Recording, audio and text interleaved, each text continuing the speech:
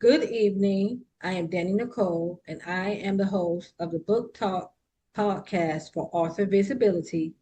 And on this evening, I have the pleasure of speaking with another author, Tiffany Sayles. So I'm going to go ahead and let Tiffany introduce herself, tell us where she's from, and give us the information about her book. Well, good evening. I am Dr. Tiffany Sayles, and I reside in a city called Gaston in Alabama. It's about 50 miles north of Birmingham. I am a servant. I serve in many roles, including a wife, a mother, a counselor, a professor, a program manager, and an author with many other roles. Author being one of my newer roles that I truly enjoy growing and learning in. I'm grateful to be on this evening to speak with Ms. Dani and to share about my solo debut book, We Say. Thank you for sharing that. Why don't you tell us what inspired you to write this book? Well, there were many things that inspired me to write the book. I would say just a couple key points was my own childhood, as far as having to learn at an early age how to speak life over myself. I was not raised in a negative environment, but my mom was busy trying to provide for us, just due to some situations and her and my dad divorcing. So going from a two-parent household to one, her focus was on providing and making sure we had what we needed. And that left a little time for us at times. And so mainly she's telling us, things we need to get done and the instructions to help manage the home. And so that wasn't really seen a lot in our home. And so learning how to speak those things over myself was important. And then fast forward to the students I served. I had students who shared often as far as not only was life not spoken over them, but just negative things. I've seen parents like curse their child. I mean, kindergartner up and down, and seeing that and seeing the need for students who may be raised in environments that maybe they don't have those skills, eating the importance of them getting that and me doing my part in that. And then lastly, my own children, just seeing, not wanting to repeat some of the things that as my childhood and making sure from the womb, I was speaking life over them, speaking whether it was God's words or just speaking like you are wanted, you are loved. And just from the womb until even till today, just the need for people to be affirmed. Negativity is everywhere. You don't have to look for it. You don't have to ask for it. It's around. And so being intentional to speak life into others, because I knew that I once needed to learn that. And being a counselor, learning that skill over time and being able to then give it back to others, that was important to me. And so again, in the different moments of my life, different seasons, just seeing the impact of affirmations and especially seeing the impact it had on the students that I served. Okay. And who would you say this book is for? Well, a little bit back to the inspiration. When I was tasked, myself and my daughter. My oldest daughter is 21, but when she was in third grade, I was her school counselor, and one of the third grade teachers asked if I would spearhead a skit, and the skit was for Black History, and they were asking, for me just to get some students together, make a skit. Well, the students, I was just led to ask them, we just started talking about our differences and things that made us unique. And I remember asking them a question: can you think of the most hurtful thing someone has said to you? And this small group just started sharing. My daughter was part of one of them in that group. And so they began to share the hurtful things, and some of them even in tears. And so I said, I'm going to challenge you all, because all of these things that people have said, some of them are true things that makes you unique and wonderful. So how do we flip those statements and make them like life-giving and empowering? So they did that. So that it was amazing just watching them practice it. And once they performed it, it was like, because some of them were like students who were in trouble often, or those students that most people know them by name, but not always for good reasons. And then some of them were phenomenal students. So it was a wonderful mix of those students. But what I found is when they presented that play that day, I'll never forget, it's been 13 years ago. They received a standing ovation. But what really caught my attention was those teachers that were crying. And at first I'm thinking, oh, these teachers are crying because they're just impressed at these students, maybe who have these negative reputations. They're standing there commanding the room with their presence. But I later realized, no, some of them were crying because those students were speaking to them. And so the book is written for younger ages to about age 11. But I say that it's really written for the child in each of us, because many of us still have yet to learn the skills of knowing how that may know how to speak life over other people, but we're still learning how to speak it over ourselves because of those maybe childhood wounds or no one taught us that.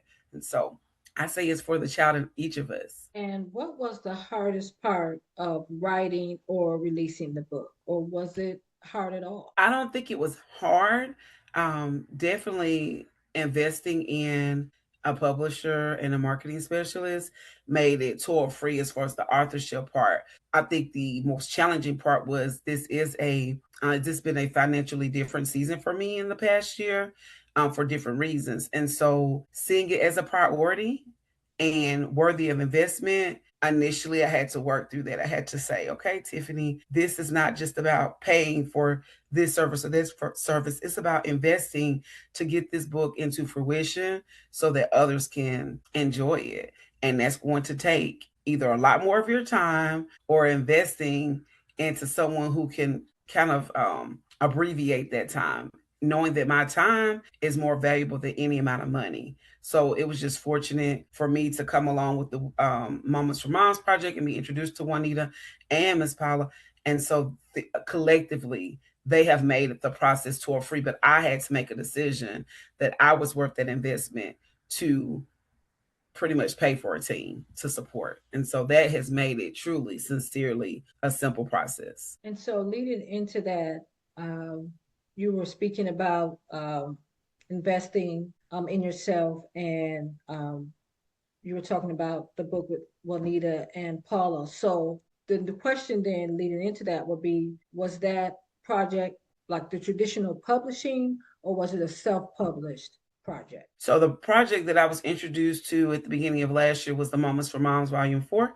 And that was a collaborative, like an anthology. And so that was kind of a traditional process where Juanita was the visionary and the leader of that project. Again, the fourth volume. So she wasn't new to that, but that was my first exposure to that. And I thought it was so amazing that we all get to share in the love and we all get to be a part of this process. And then Paula was our marketing strategist on that project. And so seeing again is one thing to be a part of this, but then watching them work behind the scenes and to see how they brought all these women throughout the United States together and collectively developed our stories into this beautiful book and the marketing that went along with it. And I was thinking, wow, this is amazing. And that built a confidence in me that made me want to reach out to find out more. So I booked my consultation with Juanita just to ask questions, not even ask to be my publisher, because my initial thought was going maybe possibly the self publishing route. I've known a few people to go that route. So I was just asking, meeting with her. She was sharing all the different types of publishing opportunities, not in any way trying to sell herself. But me seeing behind the scenes during the Moments for Moms project made me want to reach out and learn more. And then she reminded me, Miss Paula was our marketing strategist. She's also a kid lit strategist. Since you are writing a children's book, maybe reach out and have a consultation with her. So I did that as well. So it's pretty much the traditional in a sense. But again, Paula is so advanced, her and Juanita, but with the digital creativity that is added I believe it's upgraded traditional publishing. And But so, it took me, like, I was a part of it. I was the visionary for my book, but yes. they were the legs to walk it all out for me. So And so, what do you hope the reader receives from reading your book? I hope that each reader, regardless of the age, but especially the young children that are so impressionable, will walk away feeling loved, accepted, you just as they are, whatever uniqueness they have. I often tell my students, I was born with natural makeup. I have kind of dark circles around my eyes. My grandmother had that. And I've had people say things over the years, and I started telling my students, people are just jealous because I have my own natural eyeshadow. And I would just make everything just flipping it, and I want to give people the empowerment to do the same. Take those things that maybe we're self conscious about, things that, again, people may say that may have some truth to them. I'm fluffy. I've been fluffy my entire life, but I say that my body is still special. I give good hugs. I love on people. So flipping it and helping people to understand the greatness of them and embracing it, and then using their voices to speak it. Because it's one thing for you to know it, it's another thing for you to show it and to speak it. So I want everyone to be able to stand firm in who they are. And when those words come, because we can't stop the words of others, the opinions and thoughts of others. But we can do is we can shape it and we can make it be something that either we repel altogether or we invite it in and we flip it and make it something beautiful. So I hope that everyone can walk away with in those areas where maybe they've struggled in the past and now use it as a tool of empowerment to move forward in. Yes, definitely. And just thinking about that, as you were saying, and then, it all starts from when we're children. Um, and just believing in ourselves and thinking of ourselves as worthy. So I really think, and the title, like we say, like we have to say it. We have to sometimes, even as adults, continue to say positive things and speak life and into the situations that might seem tough or the people that might seem mean. But I think that's a good way to, we say it, right? We We say it's a say it. scripture. Can't think of right now. It's in the New Testament, I know, but it says we believe, therefore we spoke. We believe, therefore we speak. And so it's not enough just to think it, but it's power in what we say. Life and death is in the power of the tongue. So we do, like you said, it's important that we say it. We oftentimes talk about what she said, what he said, what they said about us, but what are we saying? What am I saying, Dani, about me? That's important. Yes, yes, it is. So, where can listeners connect with you and support your work? That is a great question. So I would love to connect with you. I am on Facebook. That's my primary social media platform. That's where I pretty much am always. So social media, I'm Tiffany Sayles. On Instagram, it's Dr. T Sayles. You can also go to my author website. I would love for you to visit it. It's drtiffanySayles.com, or you can email me, TiffanySayles2024 at gmail.com. Whatever works for you, I would love to connect with you. Thank you so much for that information.